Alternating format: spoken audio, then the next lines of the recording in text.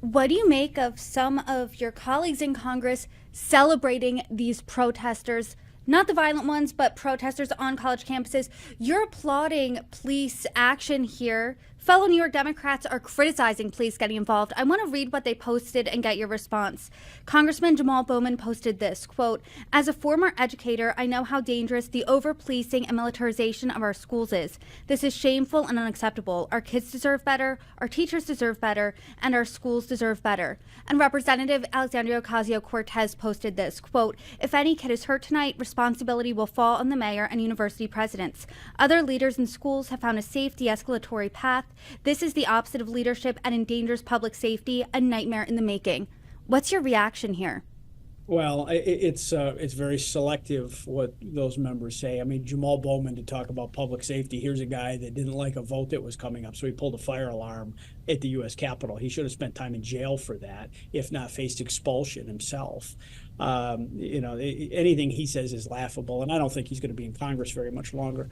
But when you think about this, we have Jewish students in this country that no longer feel safe on their campuses. I talk to Jews in this country all the time that say that they've never felt anti-Semitism so close to the surface. There's always a subtext to some extent, but now it seems fashionable from the left to be anti-Jew, to be, to talk about the harm to the Jewish people. It's time that we wake up. No American should walk in fear in the greatest country in the history of the world, let alone on a college campus, which is supposed to be a marketplace of free ideas. Yet you have people blockading Jewish students from going to class, blocking entrances. Saw some footage just this morning from UCLA where they stood and prevented a Jewish student from going to class. We wouldn't have tolerated this, for someone trying to segregate our schools, from African American students. And we sure as hell in 2024 should never allow someone to not be allowed to go to their class because they happen to be Jewish. This needs to be stopped. And these university presidents need to be held accountable. I really salute what Congresswoman Stefanik and the House and Labor Committee have done, shining light on what's going on these campuses, because we pour hellish federal money on the big educational industrial complex in this country. And you have a president that wants to cancel loans that these people signed for, might not have had a job attached to the degree program, but he wants to cancel these loans left and right.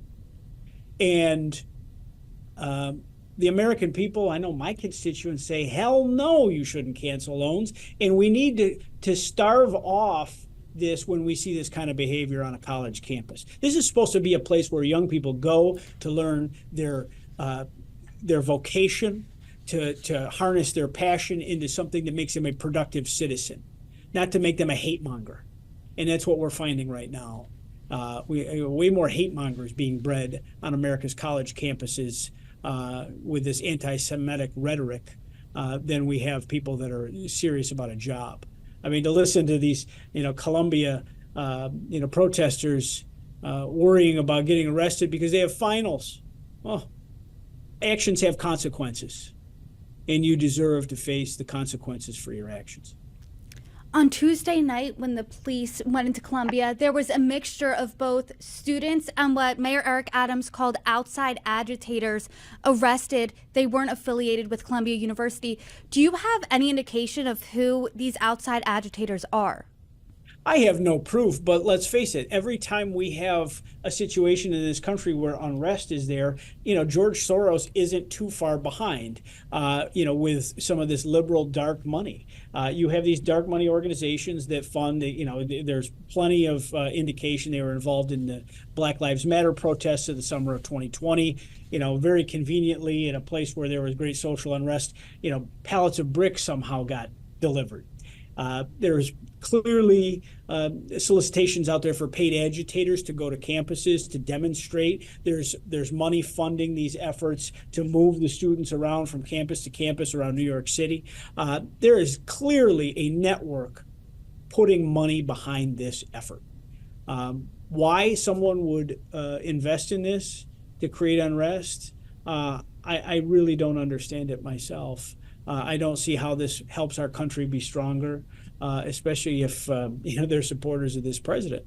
But we have to take our campuses back. We have to reimagine what higher education actually is in America. It is supposed to prepare people for jobs in a future in their lives. And right now, I'm not seeing that.